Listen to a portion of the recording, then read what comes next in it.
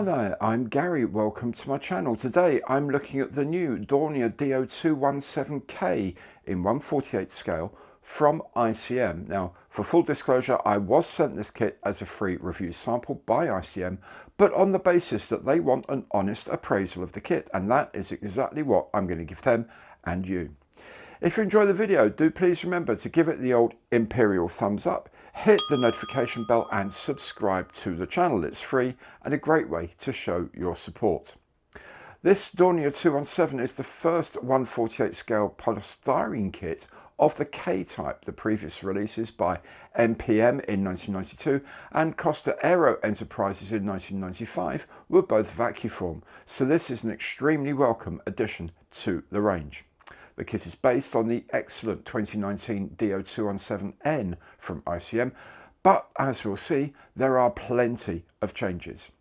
So then, let's make a start with a look at the box the kit comes in. So here's the box of the Dornier 217K1 German bomber in 1/48 scale from ICM, and the product code, as you can see, is 48273. The artwork depicts the aircraft presumably on the early part of its night bombing raid.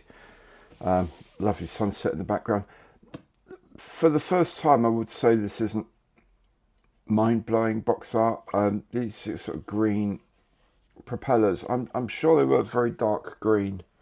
That Schwarzgrün colour, in reality, it just looks like they haven't used enough black in the printing, to be honest, of the box. But anyway, that aside, it's a nice enough thing. It shows the key feature, which of course is the one piece stepped glazed nose, completely glazed, rounded glazed nose, which is typical of the 217K.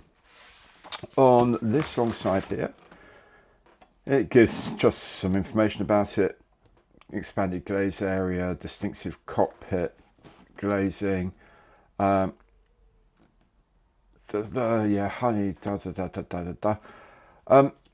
four marking options, which is very good. And when it's complete, the length will be 366 millimeters, span 399 millimeters, 40 centimeters. That's quite a beast. And there are 224 parts, not all of which you'll necessarily need to build the entire kit.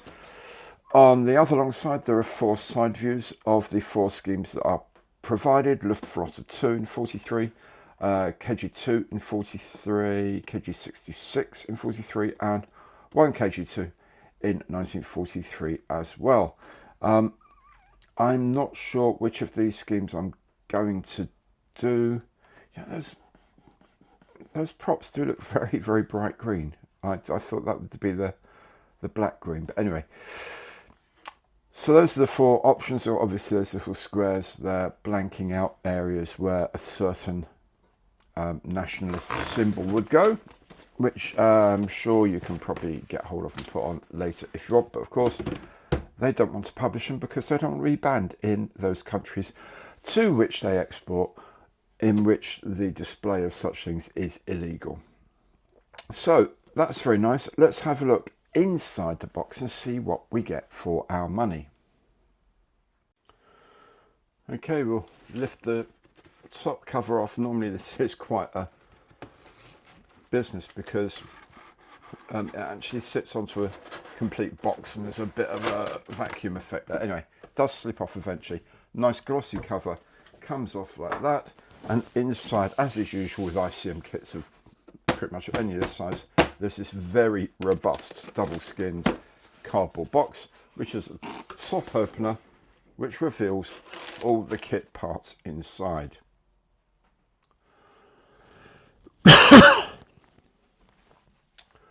We can see two big bags of parts. The instruction sheet, inside of which will be the decal sheet. Here it is. And then there's a little advert for ICM's water-based acrylic paint range. Let's have a look at all these different bits in a bit more detail. Frame A, and as you can see, this is largely the bottom parts of the fuselage, the tail fins, the tail horizontal stabilizer parts of the interior, and these two huge fuselage parts. But however, these are not for this version, so these are just included because they're on the frames for other versions. These parts are included in this kit, however these two parts are not. Frame B, it actually consists of B1 and B2, are the bottom and top halves of the wings. The top half of the wings is in a single piece, so you can see just how much of a beast this thing will be when it's complete. Frame C, another frame that essentially you're going to use almost nothing of. You are going to use these for the undercarriage and these for the undercarriage bays in the nacelles. You're going to use this part of the spar, and you're going to use these bits, which I think are bomb bay doors. All the rest of it not going to be used. And we also have two copies of frame D for Delta, two copies of that. I'll take one away and say that, again, almost none of this are you going to use. The wheels you'll use, probably part of this bit of gear leg here. That's about it. I think this hoop here, most of this stuff just isn't going to be used, but the wheels will be anyway. Frame E for Echo, and you'll be pleased to know that the majority of this is being used. There's a few things that aren't, a couple of little bits that aren't, but mainly like the things like the elevators, gear doors, ailerons, I guess, other bits and pieces, a tail wheel, a nice woven seat. All these bits are going to be used as well. There's a frame G for Golf. These engine nacelles are the replacements for the ones otherwise you would have been using. This is a different nose, not for the 217K, obviously, because that's completely glazed, so you can ignore these bits. But these engine nacelles are going to be used. There are two frames H included. These are the engines, the engine shrouds, exhausts, inlets, and of course the propellers. This is for the 217K. They're the broader chord props for higher altitude use, and there are two sets, obviously, because you've got two engines. Then there is frame K for Kilo, and this is the replacement fuselage halves for the aircraft you're actually building, along with all of the interior parts, pilot seats, bays, instrument racks, and so on and so forth for this particular model aircraft. And finally, in the grey plastic, there are two weapons frames. These are W, they're called. And in these you can see the bombs of various descriptions that you can use. You can use two of these 500s and two of the 250s in the load on this aircraft if you should wish. Then we have transparent frames. This is frame F. Of course, this is for a different design of 217 or 17, so you won't have much of this used. There's a couple of little bits that you do use on this frame for this aircraft.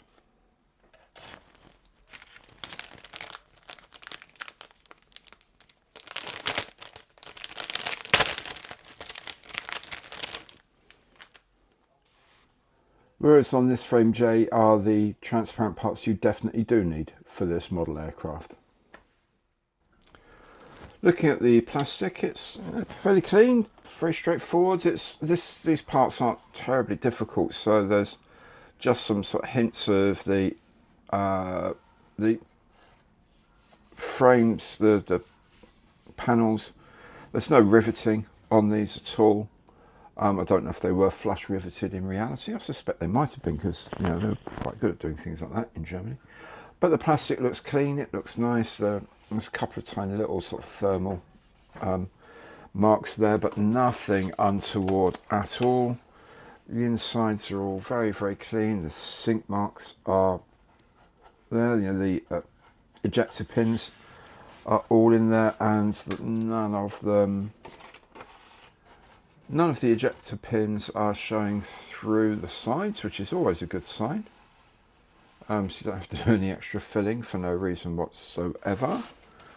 If we have a look at the other side, you can see where the ejector pins are, and they're very, very subtle and really easy to get rid of. There's a little bit of structure in here because you've got the undercarriage bay, of course. The other parts here, parts of the cockpit area and so on, look very, very smart. The throttle quadrants and things there look sharp enough to me. And all these instruments are good.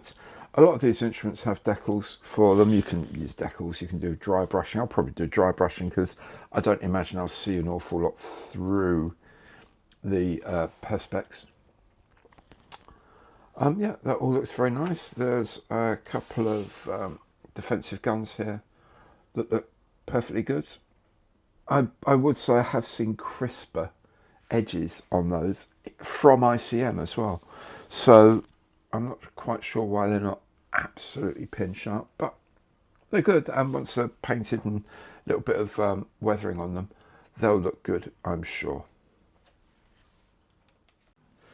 We have a look at the surfaces on the wings here. They're all nicely scribed. Again, no actual rivets that I can see on here, so I'm guessing this was flush riveted, the surface. You can see a few more thermal barrier things. We've got bits of plastic coming from different directions at very slightly different temperatures when they meet up. But you can't feel that on the actual surface, so that's okay. That's not going to be an issue. It's not going to show up once we put some primer on here. Again, you can see that sort of thermal mixing there. That seems quite severe, but again, I can't feel anything. I think with self-leveling primer that will disappear completely. So yeah, the moulding's very nice. The mouldings onto the front of the wings actually, they're not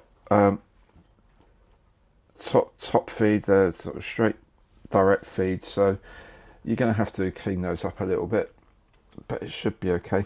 And I noticed that the wing tips here, the tip of the bottom wing actually slots into the top wing, so you're not like putting two bits, you're not going to have a joint issue on the edge here. You're just going to have this front joint to deal with. The rear joint will be covered by these flat positions and things like that, and that interior fitting there. So it's just this front edge that you're going to have to watch for fitting and making sure they look complete, but jolly nice. Then having a look at something a bit more detailed, like the engine. Yeah, they're okay. They're pretty good. I mean, you're barely going to see this. You're barely going to see the front cylinders, let alone the rear cylinders on this, but they're moulded nicely enough. There's plenty enough detail if you just want to highlight. Because they're going to be well hidden, you could sort of highlight those a bit with like some sort of quite aggressive dry brushing, really. And because they're going to be like really fairly well hidden away, that sort of extra contrast might help them a bit. This is going to be an interesting thing to take off the frame, but I have seen those before on these kits and they're not too bad. You have to take the circle off, then snip the 3 feed lines there, so that bit comes off as a whole. Then you can take each individual feed line off at the base. It's fiddly, but it can be done. Propeller looks okay. It's yeah, looks fine. Let's check the back of it. Yeah, that's looking all right. So yeah, plenty of detail again. Decal sheet is quite large and impressive, as you might imagine with a large and impressive kit. So up here we have the instrument panels, various bits. There's some warnings, don't walk marks and things like that. Fuel fillers, oil fillers, whatever. National symbols, of course, depending on which camouflage scheme you're actually using at the time. Certain national symbols here in halves, so you don't offend anyone by printing them. And then individual unit markings and little sort of decorations as well. So yeah, quite comprehensive looking thing. But let's have a look at the sheet in a little more detail with a close-up. And if we have a look at the decals, they're not the sharpest decals, and they're not, as a result, they're not the brightest looking decals. Now these instruments might be quite accurate, I don't know, but I think once those go onto the aircraft and then you put the canopy on it, you're really going to struggle to notice any of these details at all. They're not that brilliantly sharply printed, and it's because they're not individual color screen printed, they're 4-color press printed.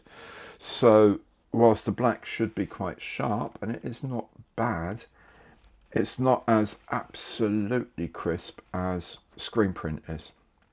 So for example, if this were a cartograph, these would be absolutely pin sharp, and they're okay, they're good enough. You know, for a 1/48th model you're going to look at from a distance, they're absolutely fine.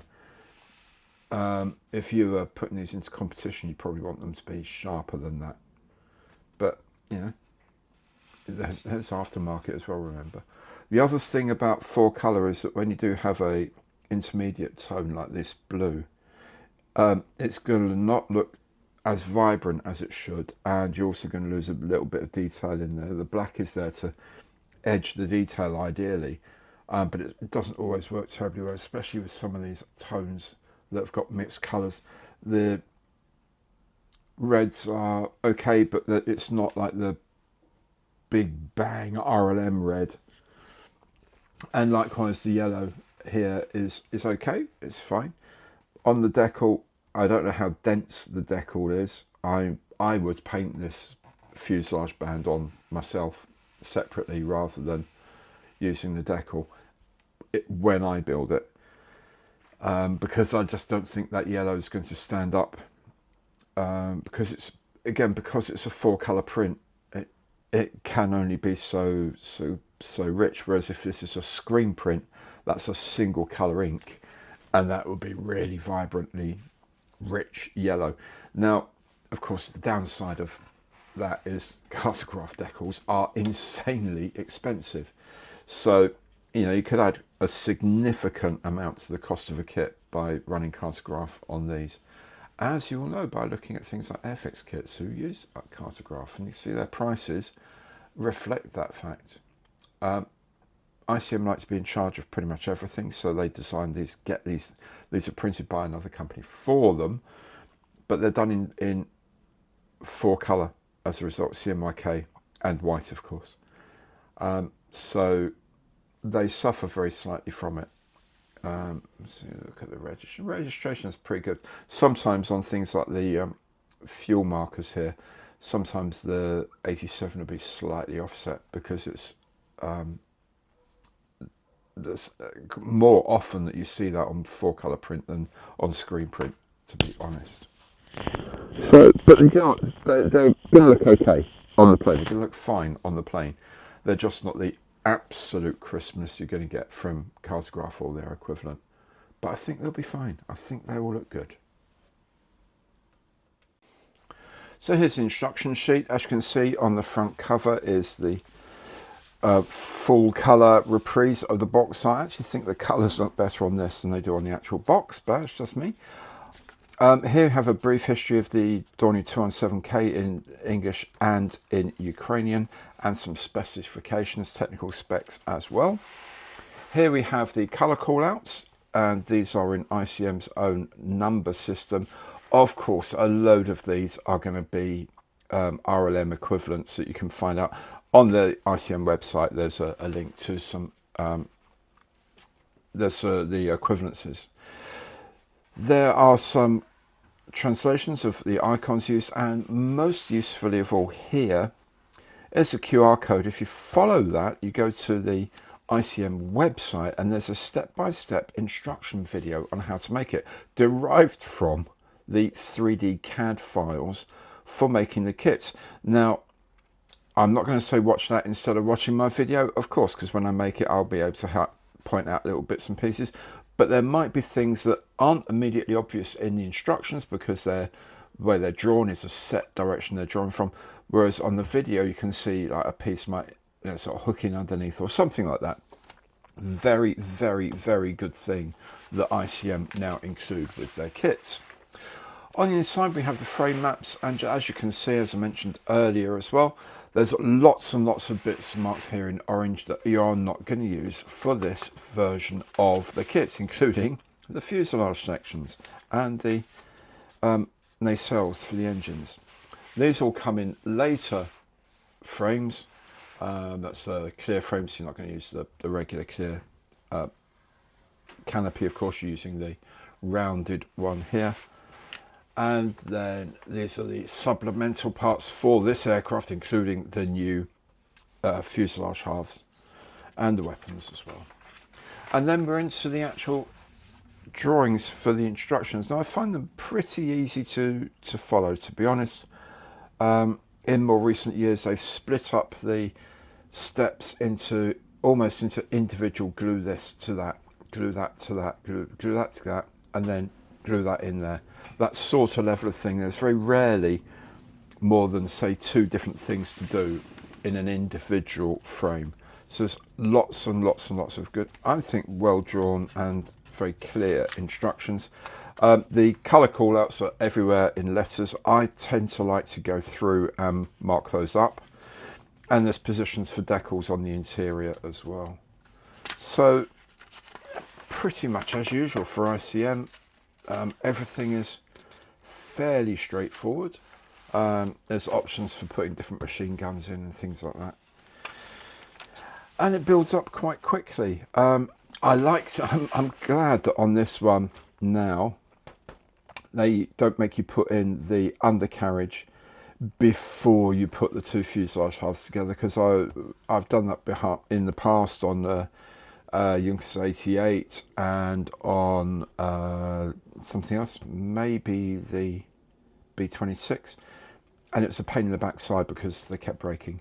The thing they have put, these little aerials on the bottom are moulded in. I wish they weren't. I wish they were separate because they can get broken. And also you do tend to have to put machine guns in. So what I will tend to do with these is where you've got machine guns that go into a frame, you know, a clear plastic part, I'd leave them off and just tack the clear plastic part in with a little bit of PVA, tiny little spots of PVA, so I can do the spraying and then just pick these off, put the gun back in, and then glue them back into place properly. But I'll show you that when I do get around to the build video. Obviously you can do it with the bomb bay open or closed, and there's options of different bombs you can use. The wing, as you can see, is one massive piece of wing here, and then the 2 bottom halves go on. There's quite a lot to do, but you know, not outrageous amounts. Engine nacelles, very typical way of doing it with ICM. You can, because you don't have to put the props on till later, you can build the nacelle and put it on and just block off the end, so when you're spraying it, that's fine. And again, you don't have to put the undercarriage on because it's not hooking into anything on the inside, it's just being placed. Again, that makes it a lot easier, so you can build the whole thing without the undercarriage, spray everything, then add the undercarriage later, which makes it a lot easier, and you're a lot less likely to break things if you're rubbish like me. Yeah, and so there we go. There's lots and lots of bits and pieces there, and you end up with the weapons. And then they've put this on here. It's the first time I've seen this. Maybe there's been on other ones, but this is the first time I've seen this in marked camouflage pattern. Now I'm wondering whether this is included in case you want to cut your own masks for the camouflage. Otherwise it just seems a bit odd, because you've got the camouflage layouts here, or maybe it's just a way of making it a lot clearer. And then on this page you've got the templates for all the pieces of the mask. You can use these and cut the masks yourself, or of course you can use some aftermarket. There will be plenty of it around. And then we have the schemes. We're back to full colour for the schemes. Luftflotte 2 in the Mediterranean, I say probably around 1942, well 43, sorry. Yeah, a lot of it's 1943, pretty much. There's this one from KG2 in Holland in 43. Very, very sort of typical German night bomber colours. There's this quite an interesting one, KG66 at Chartres in France. You kind of spray that, or maybe that's a good place for your AK pens to have some fun. And then there's the last one, one KG2 in 1943 in Rhine-Main, which is kind of like Frankfurt area, which kind of might be the one I'll do actually, because I just do like the layout and the yellow band and everything else. So anyway, that is the instruction sheet. There we have it. The kit looks very impressive, and I'm extremely glad they've planned the build so that modelers can spray the kit before putting things in, like undercarriage. I'll certainly need a mask set before attempting this one though. Thank you so very much for watching today. Hope to see you again very soon. Take care and goodbye.